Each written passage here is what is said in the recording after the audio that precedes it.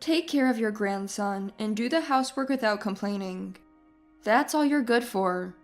Don't get too comfortable, you're just a housemaid. That's what my husband Austin said to me. My son Carrie said, "You should be grateful we let you take care of the grandson. It adds structure to your life and prevents dementia." As he said this to me, exhausted and staggering. To these two, I was always a stranger, no matter how much time passed. I've tried so hard to be recognized by them, but I've reached my limit. It's time to end this, but not without a fight. I'm going to make them realize what they've put me through. I am Marianne, a 55-year-old homemaker. My husband Austin is a president of a renowned company, and we live a comfortable life financially. My son Carrie is married to Lori, a stylish and beautiful woman, and now they live with us. A year ago, my grandson Mort was born. He's a handful, but very affectionate towards me, and I find him absolutely adorable. You might think I lead a blissful life from all this, but the reality is different. It was the son and his wife who suggested we live together, but not out of concern for us. They wanted to dump the housework and childcare on me. Lori's been tired since the baby was born. It's tough on her. "So, Dad, is it okay if we move in here?" Carrie asked, relying on my husband Austin. Austin readily agreed. "Of course. We have spare rooms, and you're welcome anytime." When I was confused by the sudden discussion, Carrie said with a malicious smile, "Well then, I'll be counting on you for the housework and childcare, Auntie." Austin then added, laughing, "What a considerate son," whether he knew of his son's scheme or not. Carrie calls me Auntie because he and I are not related by blood. His real mother left when he was 5, and I came into this house when he was 8. I was 33 at that time. The sudden arrival of a strange woman must have been confusing for Carrie. It's understandable. I felt sorry for Carrie, who lost his mother at a young age, and tried to be as kind as possible, but he never warmed up to me and has always been defiant. Carrie never acknowledged me as his mother, and Austin said, "Until my son accepts you, we can't officially marry." So even after 22 years in this house, we're still not legally married. That makes Austin my common-law husband, and Carrie is legally a stranger. I always hoped to be recognized one day, so I did my best with the housework and tried to connect with Carrie, no matter how terribly he treated me. And of course, I wanted Austin's recognition too, so I've been devoted to him as well. Despite my efforts, I was still not acknowledged by this family and continued to receive harsh treatment in a house where I had no allies. For years now, I've been treated as nothing more than a housemaid. The biggest shock was not being invited to Carrie's wedding. I actually have a child on the way. Carrie dropped this bombshell when he first brought Lori home. Lori was 27, younger than Carrie, and said she'd been helping with housework. I used to hear about housewives a lot, but in today's society where women can thrive, being a housewife at her age seemed unusual. I realized she just didn't like working. With Lori pregnant, they were looking to have the wedding as soon as possible and started discussing it. Suddenly, Carrie turned to me and said, "Oh, Auntie doesn't need to come. We're not even planning a seat for you." Shocked, I blurted out, "Carrie, that's too much." Austin didn't take my side, saying, "Well, legally, she's a stranger. Some old acquaintances might mistake her as my wife, but if Carrie is against it, we can't help it." Lori added, "Hey, what's this conversation about? She's just the housemaid, right?" When Carrie explained, Lori agreed. "Oh, a stranger. Then she doesn't need to come to the wedding." So I wasn't invited. I've lived with Carrie all these years. When he had a fever, I cared for him all night. I loved seeing him grow and nurtured him with all my love, even in Austin's absence. But this event starkly reminded me that to Austin and Carrie, I was just a stranger. Carrie and Lori moved out to enjoy their newlywed life, but returned after a year, now with a child. My bad feeling intensified when they casually discussed moving back in. "I'm kinda experiencing parental burnout, so I'd like to rely on the housemaid for babysitting," Lori said. My fears were confirmed. Right after moving in, Lori tried to dump all childcare on me. I am not a housemaid. Please stop calling me that, I told Lori. Carrie, she's only mean to me, Lori cried to Carrie. Carrie glared at me and said, Who cares what you call her? Lori, just call her auntie. I do. Okay, I'll call her auntie too, Lori said with a smile. And so, auntie, please look after the child for a bit. They left quickly, leaving 1-year-old Mort with me. Mort was a lovely child with big bright eyes and fair skin. Carrie, not exactly handsome, looked entirely like Lori. Since Austin and I never had children, this was my first time taking care of such a small child. Unable to neglect Mort after being left with him, I spent my time playing and taking walks with him. Lori learned to be comfortable with me taking care of the kids, and from then on, I took care of Mort almost every day, in addition to the daily chores. Lori, despite being a homemaker, did no household chores, and often went out while Carrie was at work. On Carrie's days off, they frequently went out together, not returning until night. Mort, mostly in my company, grew very attached to me. But a 1-year-old boy, adorable as he may be, is a handful. He'd climb onto tables when I briefly went to the bathroom or grab cigarette butts if an ashtray was left unattended. I had several close calls every day, leaving me exhausted. After a month of this routine, the stress of daily chores and caring for a small child began to take its toll on my body. Then Lori said, Since he's so fond of you, auntie, sleep with him at night too. I love Mort, but I'm getting older and need some rest. Please, at least take care of him at night, I responded. See, this is the problem with people who've never had kids. I'm suffering from parental burnout, Lori retorted angrily. Carrie, too, said, You should be grateful we let you take care of the grandson. It adds structure to your life and prevents dementia, completely disregarding my fatigue. Austin showed no interest in these matters. In fact, he had been spending more nights out lately. Austin, always a womanizer, took advantage of our unofficial marriage to continue his affairs. I used to ask him to stop, leading to fights, but I always ended up giving in. With my parents gone and no siblings, I had no one to turn to. Knowing this, and that I hadn't worked for a long time, Austin was bold. Leaving the house seemed impossible. Though his love for me had long faded, he kept me for household and personal care. In return, I've lived financially comfortably, unable to confront Austin strongly. However, one holiday morning, Carrie said, We're going out as a family today. Where to? Asked Austin. We're invited to Lori's parents. We'll stay overnight. Relieved at the thought of some respite, I decided to contact a friend for a coffee date. Austin, since Carrie and his family are out, I'm going to go out with a friend, I told Austin. Okay, what time will you be back?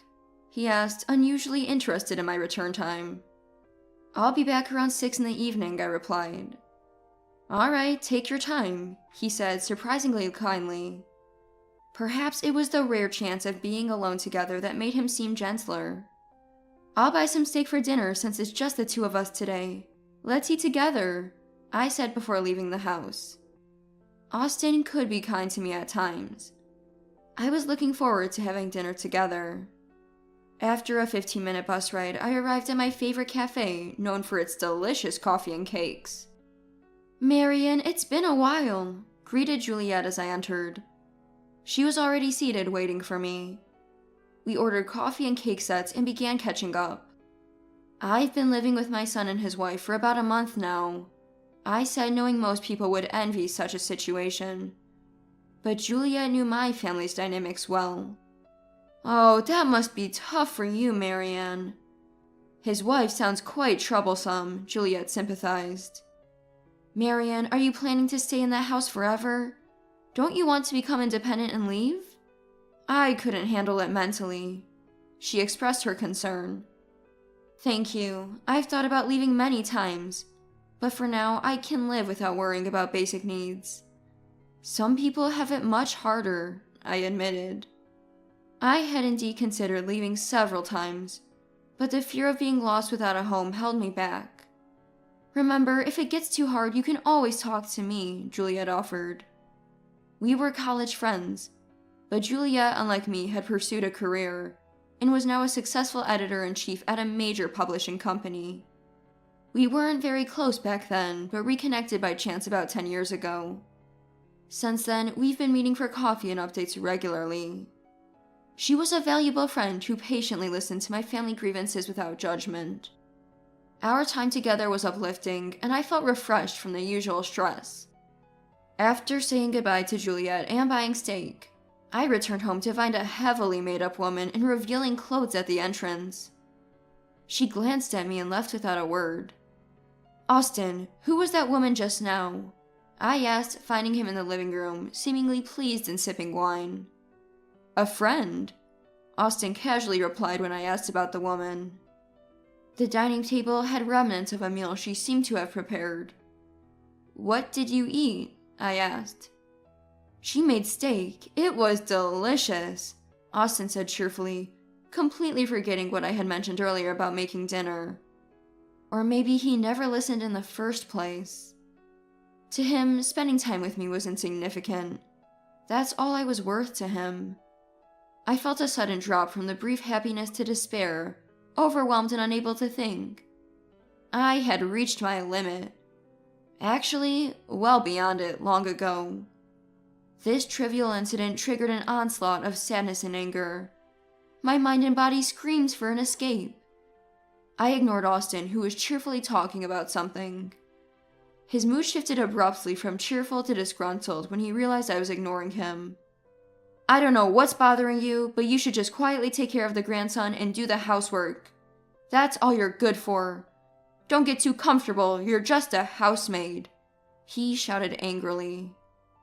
Ignoring Austin's pleased chatter, I went to my room, packed a simple bag, and left the house. "Good riddance. Don't come back. We're not legally married, so don't expect any compensation. You'll come crawling back anyway, you troublesome housemaid," Austin jeered. His words didn't affect me. Without a destination in mind, I called Juliet, who had always been supportive.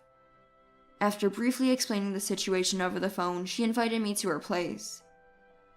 When I arrived at Juliet's house, I was ushered into the living room. Juliet told me that she was single and had a high income, so she had spent a lot of money on the house she lived in. I sat on her luxurious sofa and sipped warm coffee, tears streaming down my face. Once I calmed down, Juliet unexpectedly suggested, "Marianne, why don't you write an autobiography?" Out of the blue? Who would read about an ordinary person like me? I was surprised. "It's not sudden. I've thought about it after hearing your stories. Your husband may be horrible, but he's a well-known figure in his industry. Exposing the inside story of a famous company's president would be interesting," she said. I doubted such a book would sell, but Juliet continued. "You don't have an income, Marianne, but book royalties could change that. As an editor for years, I know what the public wants to read and when. Plus," Juliet paused, then added, "if this succeeds, it would also be revenge for another friend of mine." From that day, I started living with Juliet and began writing. Having studied literature, I had a foundation in writing, which helped progress the autobiography smoothly.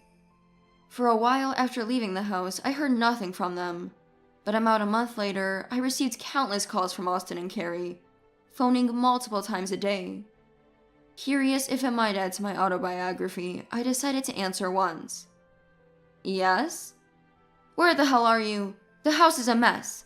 Come back and clean it up now," Austin demanded. On the other end, Carrie also yelled, "And take care of Mort. Get back here and do what you're supposed to do." I simply replied, "Impossible," and hung up. They were only thinking of themselves as usual. I was foolish to hope for an apology from Austin. This only fueled my determination for the autobiography, and with Juliet's help, I often sacrificed sleep to write. 2 months later, my autobiography was published. Juliet had used the influence of several internet influencers to kickstart the book's success. Though written by a mere housewife, it detailed the hidden life of a woman crushed under the glamorous facade of a prominent businessman. The book gradually gained popularity, revealing the raw truths about Austen, Carrie, and Laurie. I heard from Juliet that Austen faced public condemnation and was removed as president at the company's annual shareholder meeting. Carrie, who worked at Austen's company, resigned due to unbearable scrutiny. This has also avenged my friend. Thank you, Marian. Our meeting 10 years ago wasn't coincidental. Juliet's best friend was Austen's ex-wife and Carrie's mother. She had suffered terribly at Austen's hands, leading to her current stay in a mental health facility. Realizing this, my situation seemed somewhat better, but Juliet viewed my treatment as equally appalling. Juliet, researching Austen for her friend, had discovered me, his common-law wife, and decided to approach me. While she harbored thoughts of revenge, she didn't know how to proceed until our friendship deepened, and she became my confidant. She never imagined that an actual opportunity for revenge would arise. It seemed like a lesson. Bad actions lead to bad consequences. After a long and twisted path, Austen and Carrie's world collapsed. The exposure of Austen to the public eye led to a whistleblower revealing his embezzlement of company funds. Once, Austen called me pleading, "I was wrong, please help me." I responded, "There's nothing I can do for you now. Take care." And then I blocked his number. It seems Laurie's parents also read my autobiography and consequently disowned both Carrie and Laurie. They must now lead a constrained life, relying solely on themselves. However, my concern lies with Mort. I hope Carrie and Laurie will strive for their child's sake. Juliet mentioned feeling guilty for initially approaching me with revenge in mind. But in the end, she helped me immensely, and without her, I couldn't have escaped my hellish life. The book's royalties provided me an income. Juliet, I'm thinking of moving back to my hometown, Anchorage. But you'll always be my friend. Thank you, I told her. The media's presence around me and the desire for a fresh start drove my decision to move to Anchorage. A few days after settling there, Juliet shared the latest on Austen and his family. Firstly, Carrie and Laurie divorced. It turns out Carrie wasn't Mort's biological father, a fact Laurie accidentally revealed during an argument. I had always sensed something was off. Mort never resembled Carrie. Post-divorce, Carrie, unable to handle household chores, moved into a cheap apartment with Austen, who has sold his mansion to pay off debts. Their life, I heard, was in disarray. As for me, I rented an apartment near my old home. Knowing royalties alone wouldn't suffice, I took a part-time job for extra income. I reconnected with old classmates and acquaintances, which has been enjoyable. My weekends are filled with social dancing and watercolor painting, hobbies I've always wanted to pursue. Living with that family, my world was incredibly narrow, but stepping out into the world, I discovered a life that's comfortable and joyful. I believe there are others out there who might be in a similar situation as I was. I hope they find the courage to take even a small step forward.